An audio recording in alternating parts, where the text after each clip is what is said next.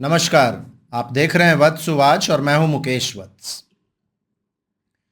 Friends, Rahu एवं केतु मेष एवं तुला में है और इस एक्सिस के अंतिम ग्रहणों का सीजन आ चुका है। 14 अक्टूबर को एक सूर्य ग्रहण केतु सूर्य ग्रहण के रूप में लगेगा और फिर 28 अक्टूबर को एक चंद्र ग्रहण लगेगा जो कि एक राहु चंद्र ग्रहण होगा। आज के इस वीडियो में हम इस सूर्य ग्रहण की चर्चा करेंगे और इसके विषय में जितनी भी महत्वपूर्ण जानकारियां हो सकती हैं वो मैं आप लोगों को देने का कोशिश करूंगा, जिसमें एस्ट्रोलॉजिकल प्रेडिक्शंस भी होंगे, व्यक्तिगत सावधानियां भी होंगी और कुछ रेमेडीज भी होंगे। तो यह वीडियो को अंतिम तक अवश्य देखिएगा। मेरे चैनल को आपने अभी तक सब्सक्राइब नहीं किया है तो करके बगल के बेल आइकन को दबा लीजिएगा। फ्रेंड्स, 14 अक्टूबर को एक सूर्य ग्रहण लगने जा रहा है और यह सूर्य ग्रहण थोड़ा सा विचित्र होगा। मैं विचित्र शब्द का प्रयोग इसलिए कर रहा हूं क्योंकि अमूमन ग्रहण वहीं पर लगते हैं जहां पर राहु या केतु होते हैं, लेकिन इस सूर्य ग्रहण में अलग थोड़ा सा यह है कि केतु तुला राशि में बने हुए हैं लेकिन ग्रहण कन्या राशि में लगेगा। 26 डिग्रीज 51 मिनट्स कन्या राशि में यह ग्रहण लगेगा। ऐसा कभी कभी तब होता है जब राहु या केतु अगली राशि के बिल्कुल स्टार्टिंग पॉइंट पर हों और सूर्य या चंद्रमा उसकी पिछली राशि के बिल्कुल अंतिम डिग्रीज पर हो। यानी राहु केतु से दूरी जो होती है सूर्य एवं चंद्रमा की वो तो ज्यादा नहीं होती, लेकिन राशि अलग अलग होते हैं। यह सूर्य ग्रहण चित्रा नक्षत्र में लग रहा है। सूर्य ग्रहण के समय की कुंडली को यदि देखिएगा तो सूर्य, बुध एवं चंद्रमा कन्या में होंगे और तुला में केतु एवं मंगल होंगे।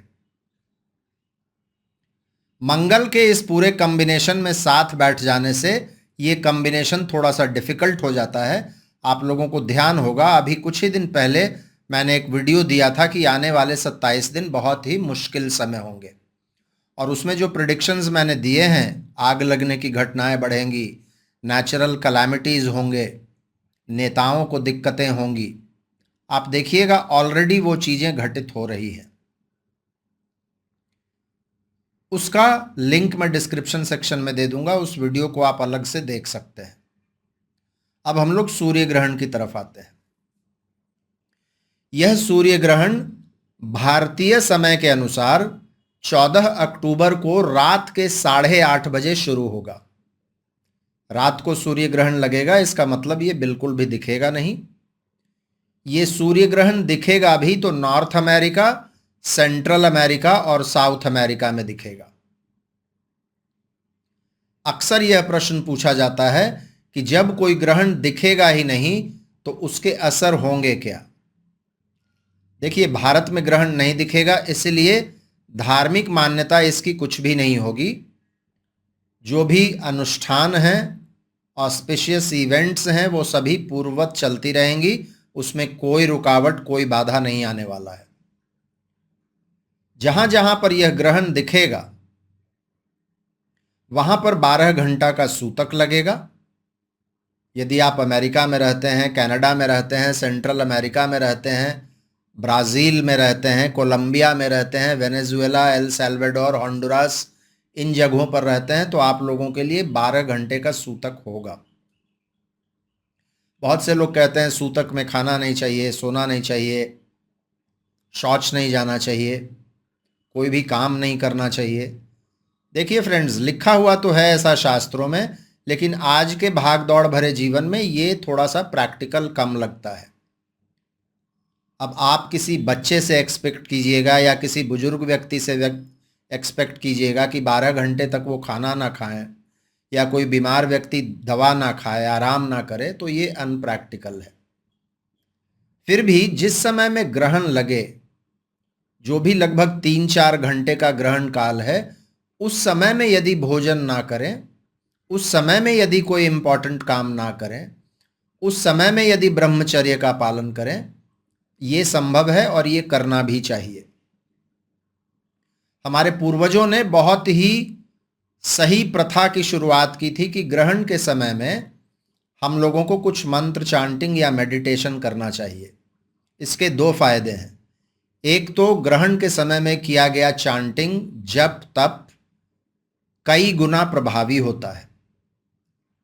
यदि आप लोगों को पता हो तो ग्रहण के समय में मंत्र साधना, मंत्र सिद्धि वगैरह की जा सकती है और ये बहुत ही सुगम हो जाता है। तो कुछ मामले में एक्लिप्स का समय बहुत अच्छा भी माना जा सकता है। हालांकि इन जनरल पब्लिक के लिए, जो साधक नहीं है, उन लोगों के लिए एक्लिप्स के समय में थोड़ा सा एक मुश्किल ऊर्जा का प्रसार हमारे वातावरण में होता है, जिसके वजह से हम लोगों का स्वास्थ्य, हम लोगों का मन मस्तिष्क और विशेषकर हमारे इमोशंस प्रभावित होते हैं। इसीलिए कहा गया है कि उस समय में यदि मेडिटेशन वगैरह करेंगे तो आप बुरे प्रभावों से बचे रहेंगे, और यदि आप अपना समय मेडिटेशन में लगाएंगे तो उस समय कुछ काम नहीं करेंगे, और जब काम नहीं करेंगे तो गलतियां नहीं होंगी, कोई भी इंपॉर्टेंट डिसीजन नहीं लेंगे जो बाद में पता चले कि गलत हो गया।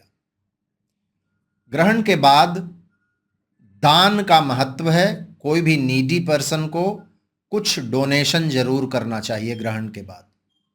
तो ये सभी चीजें आप लोग करेंगे तो अच्छा रहेगा। अब सवाल है, भारत में इसका असर पड़ेगा क्या? देखिए, हमारे संहिता ग्रंथों में यह बहुत स्पष्ट लिखा हुआ है कि जहां ग्रहण दृष्ट होता है वहां तो इसके प्रभाव ज्यादा होते हैं, जहां ग्रहण दृष्ट नहीं होते हैं वहां प्रभाव कम होते हैं, लेकिन होते अवश्य हैं।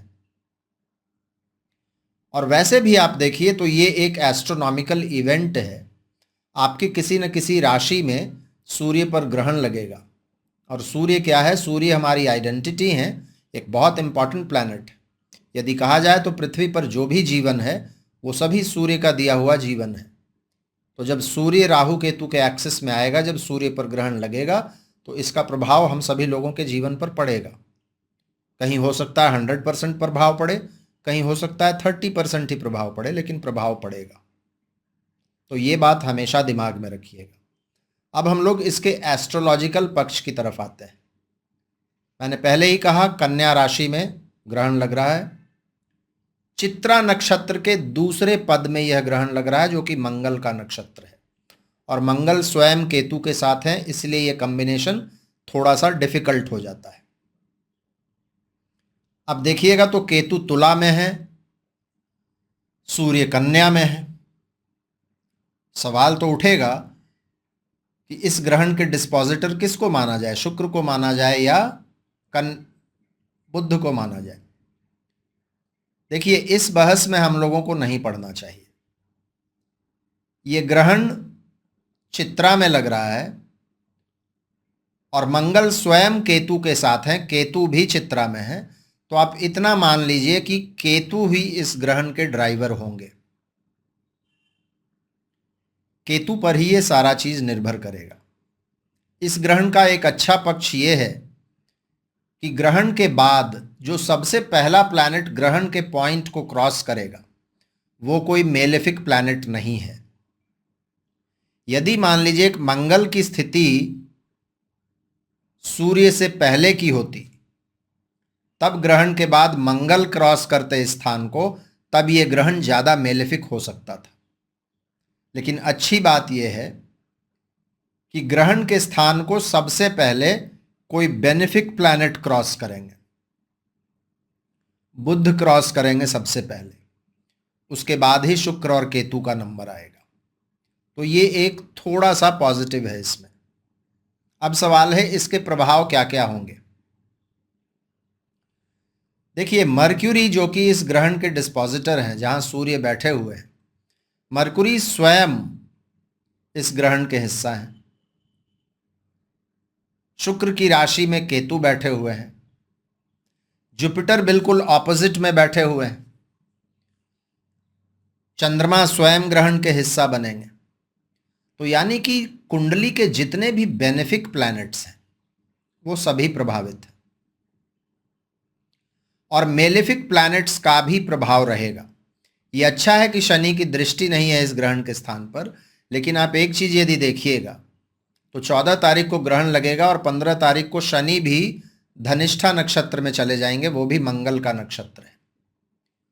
तो शनि का मंगल के नक्षत्र में होना, केतु का मंगल के नक्षत्र में होना, मंगल के नक्षत्र में सूर्य ग्रहण लगना और मंगल स्वयं का केतु के साथ बैठना, ये कॉम्बिनेशन थोड़ा सा डिफिकल्ट है। सबसे पहले व्यक्तिगत रूप से हम लोगों के जीवन पर क्या प्रभाव पड़ेगा इसकी चर्चा कर लेते हैं। देखिए, सूर्य इम्यूनिटी के कारक हैं। सूर्य पर जब भी ग्रहण लगता है तो हम लोगों को अपने स्वास्थ्य का ध्यान रखना चाहिए। क्या सभी लोगों का स्वास्थ्य खराब हो जाएगा? नहीं, ऐसा नहीं है। इसका प्रभाव ज़्यादा उन लोगों पर पड़ेगा जिन लोगों का कन्या राशि के 27 डिग्री के लगभग कोई प्लैनेट है, या फिर 27 डिग्री के लगभग ही आप लोगों की कुंडली में भाव मध्य, जिसको कि कस्प कहते हैं, वो है। तो फिर कन्या राशि आपका कुंडली का जो भी भाव है उस भाव के कस्प पर यह ग्रहण लगेगा। उस भाव से संबंधित परेशानियां आपको ये दे सकता है, लेकिन इन जनरल स्वास्थ्य का ध्यान रखना चाहिए। सन हमारे ईगो हैं, मंगल जो कि बहुत हद तक इस ग्रहण में इन्वॉल्व हैं, मंगल हमारे गुस्सा हैं। हम लोगों को गुस्सा से बचना चाहिए, बहुत शांत रहना चाहिए इस समय में। और ग्रहण का असर ये कोई आवश्यक नहीं है कि ग्रहण के समय ही हम लोगों पर पड़े। ग्रहण का असर कई दिनों के बाद तक रहता है और विशेषकर सूर्य ग्रहण का प्रभाव तो कुछ महीनों तक रहता है।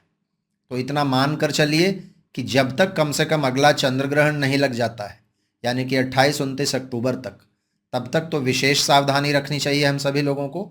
और कम से कम 1 महीना तक, यानी कि लगभग 15 नवंबर तक सावधान रहना चाहिए। गुस्सा से बचना चाहिए। ग्रहण के आसपास कोई भी इम्पॉर्टेंट निर्णय, कोई भी महत्वपूर्ण निर्णय नहीं लेना चाहिए। जो लोग भी विद्यार्थी हैं उन लोगों को बहुत ज़्यादा फोकस्ड रहने की आवश्यकता होगी, या इन जनरल जो लोग भी शिक्षा के क्षेत्र से किसी भी तरीके से जुड़े हुए हैं वो लोग प्रभावित होंगे। ऐसा क्यों होगा? क्योंकि शिक्षा के दोनों कारक बुध एवं जुपिटर दोनों ही इस ग्रहण से प्रभावित हो रहे हैं। बुध का प्रभावित होना, इसका मतलब है कि यातायात और कम्युनिकेशंस भी प्रभावित होगा। हम जब कुछ भी बात करते हैं तो बहुत तोल मोल कर अपने शब्दों का प्रयोग हम लोगों को करना चाहिए। मर्क्यूरी अफेक्टेड है, इसलिए यातायात के साधन अफेक्टेड होंगे, तो बड़े एक्सीडेंट्स हो सकते हैं। समुद्र में, आसमान में, सड़कों पर एक्सीडेंट्स की संभावना बनेगी। बहुत सारे प्लैनेट्स वायु प्रधान राशियों में हैं, तो हवा से संबंधित परेशानियां इस विश्व में आ सकती हैं। मैंने पिछले वीडियोस में भी ये प्रेडिक्शंस किए थे कि आग लगने की घटनाएं बढ़ेंगी, क्योंकि वायु प्रधान राशियों में बहुत सारे प्लैनेट्स हैं। इसके अलावे जो युद्ध चल रहा है अभी विश्व में, युद्ध के लिए भी ये स्थिति बहुत अच्छी नहीं है, क्योंकि शनि भी अगले 1 महीने के लिए धनिष्ठा में आ जाएंगे, जो कि मंगल का नक्षत्र है। ग्रहण लग रहा है चित्रा में, ये भी मंगल का नक्षत्र है। अच्छा ये है कि ग्रहण जिस पद में लग रहा है वो पद बहुत ही प्रैक्टिकल पद है।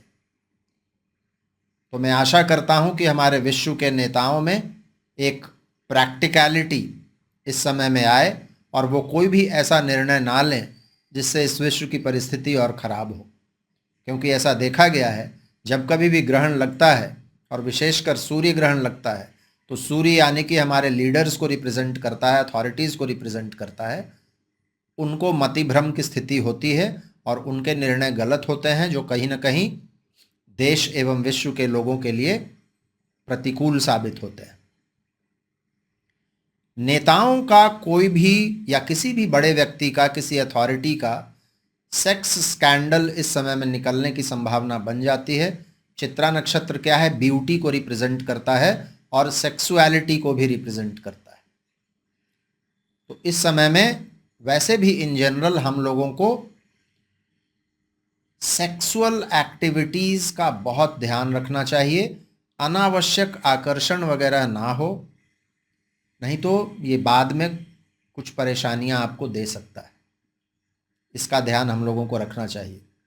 जो लोग भी क्रिएटिव फील्ड में काम करते हैं, एक्टर्स हैं, क्रिएटर्स हैं, आर्ट्स एंड क्राफ्ट्स के क्षेत्र में हैं, चूंकि चित्रा में ग्रहण लग रहा है इसलिए ऐसे लोगों को विशेष सावधानी रखनी चाहिए। उन लोगों के कार्यों में कुछ दिक्कतें आ सकती है।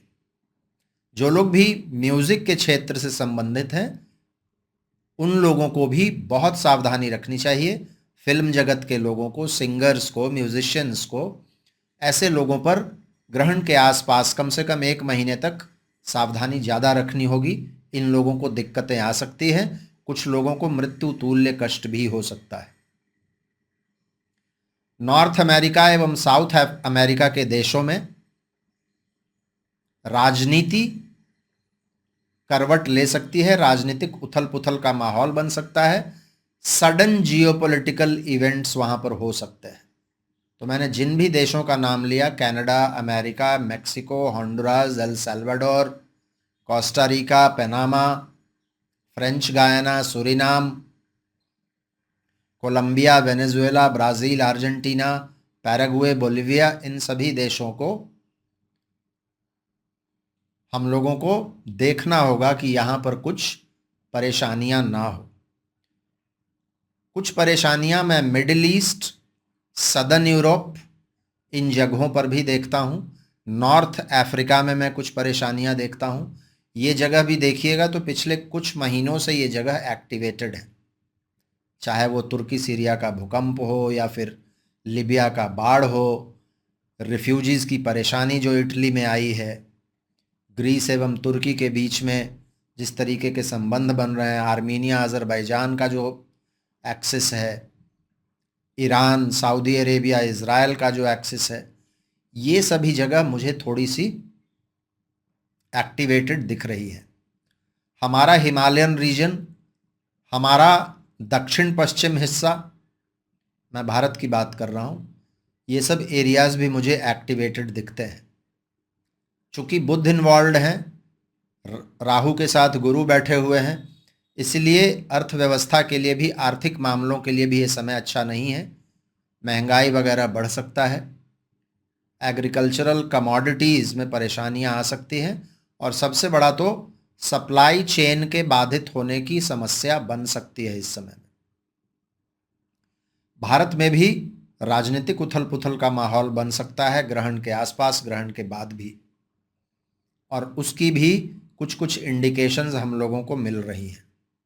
कुछ जगहों पर इस समय में हो सकता है कम्यूनल डिजास्टर्स, कम्यूनल रायट्स वगैरह होंगे, और इसका प्रेडिक्शन मैंने 2021 में ही कर दिया था कि नेपच्यून जैसे ही आएंगे मीन राशि में, और उसके बाद मीन में राहु का भी प्रवेश होगा, तो ये चीज़ें बढ़ेंगी। आप देखिए नेपच्यून अभी मीन राशि में है और राहु बस अब तैयारी में है मीन राशि में प्रवेश करने के। कम्यूनल टेंशन्स बहुत ज़्यादा बढ़ने वाले हैं, इससे हम सभी लोगों को सावधानी रखनी होगी। ये थे कुछ प्रेडिक्शंस जो मुझे लगा आप लोगों के सामने रखने चाहिए। हर राशि, हर लगन पर क्या प्रभाव पड़ेगा इसका मैं एक अलग से आप लोगों को वीडियो दूंगा। 2-3 दिनों में वो वीडियो भी मिल जाएगा आप लोगों को। मुझे उम्मीद है ये वीडियो आप लोगों को अच्छा लगा होगा। यदि अच्छा लगा हो तो इसको लाइक कीजिएगा और भी लोगों के साथ शेयर कीजिएगा। अपना प्यार, अपना आशीर्वाद इसी तरीके से मुझ पर बनाए रखिएगा। आज के लिए बस इतना ही। फिर से मिलते हैं हम लोग अगले किसी वीडियो में किसी और विषय के साथ। तब तक के लिए बहुत बहुत धन्यवाद। हर हर महादेव। भारत माता की जय।